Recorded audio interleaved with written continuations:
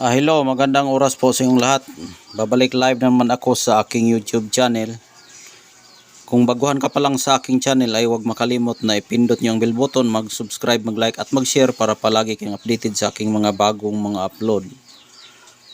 Itong aking mutya na aking ipapakita sa inyo ay magandang mutya po ito sa gustong manugal sa manok at gustong maging swerte sa kanilang pagbuhay ng mga manok. Dahil nga itong mutya na ito ay ito po ang tahid ng manok na nagiging bato. Ito. Bato po ito, tahid ng manok nagiging bato. Meron kasi akong manok dito na ang kanyang tahid ay nagiging bato. Nadiskubrihan ko yan na nagiging bato po ang tahid niya dahil nga sa pagtaas niya ay pagputol ko sa lagari o gabas ng bakal ay bato talaga ang kanyang tahid. Kaya itong manok na ito ay tinatago ko talaga ito dahil nga ay ang kanyang buto ay nagiging bato na buto ng kanyang tahid. Dahil yung tahid ay sumpay po yan sa buto. Nagiging bato po ang kanyang tahid. Kaya ito'y aking tinatago-tago at kapag mataas na po siya ay pinuputol ko itong tahid niya ay ginagawa kong anting-anting sa pagpanugal ng manok. Pero bihira lang ako manugal ng manok dahil nga mayroon tayong mga kaibigan na gustong manugal ng manok at ginagamit nila yung agimat ng tahid ng manok. Minsan lang ako makapunta sa Bulangan kapag may okasyon, pero pag wala hindi naman ako masyadong manugal. Dahil nga ay bawal yan sa akin. Makasama lang ako na manugal kapag yung mga kaibigan ko may mga manok sila at inanyaya ako na magpunta doon. Kaya itong agimat ng manok ay ito ang ginagamit namin. Kaya ito ang agimat na manok ay swerte ito sa tari. Kapag dala ito ng manok, kapag makapalo yung manok dito ay isang bisis lang yan ipalo yung manok ay patay talaga agad yung manok na mapalo dito. Yan ang kanyang swerte sa pagka agimat ng tahid ng manok. At hindi lang po yan ay pang tari ng manok, swerte din yan sa proteksyon natin. Dahil nga yan ay gamit po yan ng manok na proteksyon nila para hindi sila mapasukan ng kanilang kalaban, at yan ang ginagamit nilang armas para panangga sa kalaban. Kaya yan din ay proteksyon. Ang nagdadala po ng swerte niyan ay yung swerte niya ay nagiging bato ang kanyang tahid. Yan po ang nagdadala ng swerte. Kaya ang mutyang ito ay all around ito, pwedeng gamitin sa sugal, pwedeng gamitin sa yung pamproteksyon, pampaswerte. Yan ay pwede nating gamitin na pangkalahatan din po yung tahid ng manok.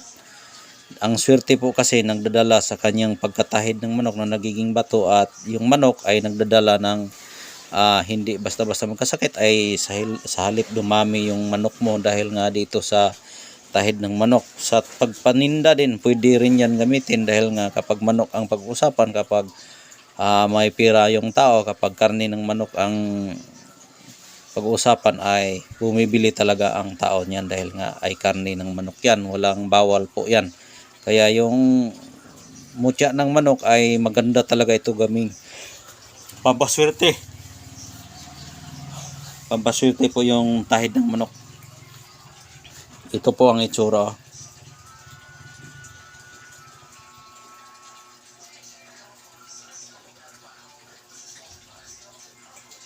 Bato talaga ito, pukpukin natin ha. Bato talaga siya.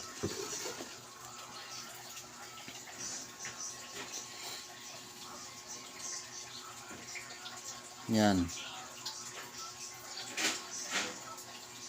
Ang paggamit po nito, balutin mo lang ito ng pulang tela at ihabak mo, gawin mong pampaswerte at pamproteksyon. Dahil yung tahid ng manok ay pampaswerte at pamproteksyon po yan gamit. Ulitin ko po, ang swerte nito ay nagiging bato po ang kanyang tahid at swerte sa pagpamuhay ng mga hayop ng mga manok. Dadami yung mga manok mo, hindi basta-basta magkasakit. Ang proteksyon din po ay nagdadala sa kanyang pagkatahi dahil nga kapag ang ginagamit ng mga manok kasi na proteksyon nila yung tahid. Kaya proteksyon yan. Kapag madala natin ito ay may proteksyon tayo na hindi basta-basta tayo mapasukan ng kalaban dahil may arabas tayo ng mutya ng manok. Yan po. Kung gusto niyo ito ay maaari kayong tumawag sa aking numero 094806633790.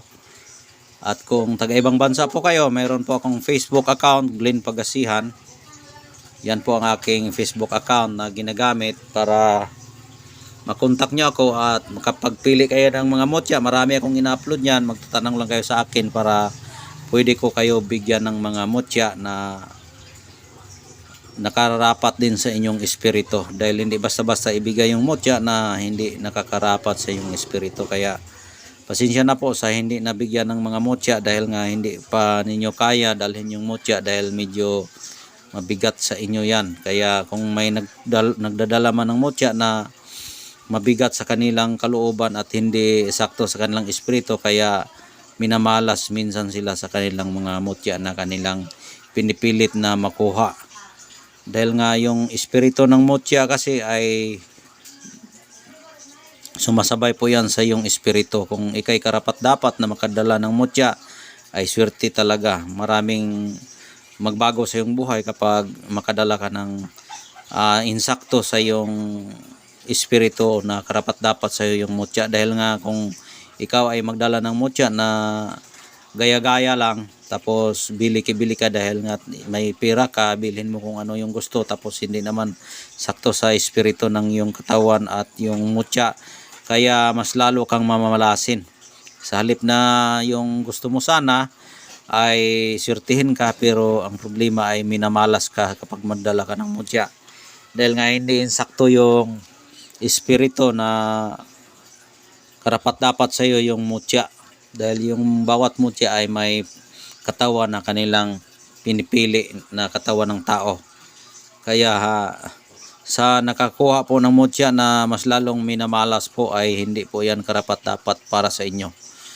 Yan po ang ibig sabihin yan. Kung karapat dapat yan sa inyo ay swertihin kayo sa inyong buhay dahil nga ay tunay na mutya at karapat dapat din talaga sa yan. Pero kapag wagdala ka ng mutya na gaya-gaya lang dahil nga ay may mutya yung kaibigan mo, ang mangyayari sa iyo ay mas lalo kang ipabagsak sa mutya.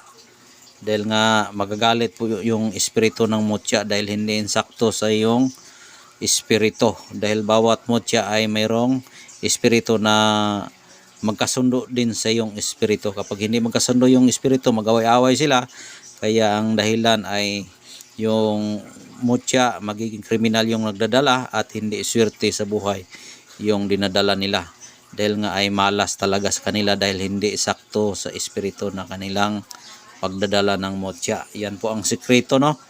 Kaya maraming salamat sa inyong panunood at sa walang sawang pagsubaybay sa aking channel. Hanggang ngayon ay nanatili kayong nagsubaybay sa aking channel. Sana po ay ma-share ninyo ang aking mga video para meron ding tayong matulungan na gustong magkamutya. At sana po ay kung gusto nyo magkamutya, magtawagan tayo at video call para makilatis ko kung ano ang karapat dapat sa inyo na gabay na para sa inyo talaga. Dahil hindi basta-basta magdala ng mutya na ibibigay-bigay na lang.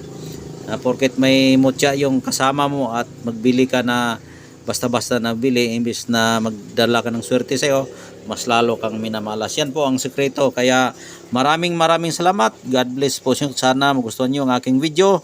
At salamat po sa inyong lahat. Bye-bye. Ingat po kayo palagi.